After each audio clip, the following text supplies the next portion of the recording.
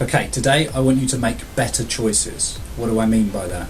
Make the choices you make better. It's as simple as that. Ask yourself, with everything that you're doing over the next 2 to 3 days, whether it is perfectly aligned to your legacy statement, whether the choice that you're making in that present moment is congruent to that journey. Now, we all have the ability to make bad choices or choices that aren't supportive. That's part of being human, that's part of being, part of life. But let those go. If you made some bad choices in the past, now's the right time to let them go. Remove all of that from your life and focus on the present moment. In the present moment, you have absolute control over the choices you make, whether they're supportive or not. Avoid the temptation to live in the future. I've spoken about legacy statements.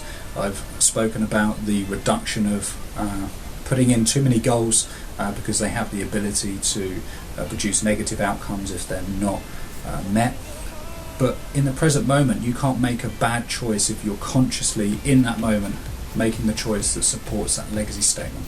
And think about that for a moment. If you have a clear enough legacy statement and every minute of every day you're making choices that support that legacy statement, then you remove that future self that has any resentment, anger, fear of the past, any frustration about not following through. Because if you're acting in the present moment and making the best choices in alignment with that future self, then you remove all of that. It's when we make bad choices in the current moment, supporting a lifestyle that isn't one that we want to be living, that we then start to adopt those negative emotional attachments. So when acting in the present moment, make sure that you're making the best choice possible given the current circumstance.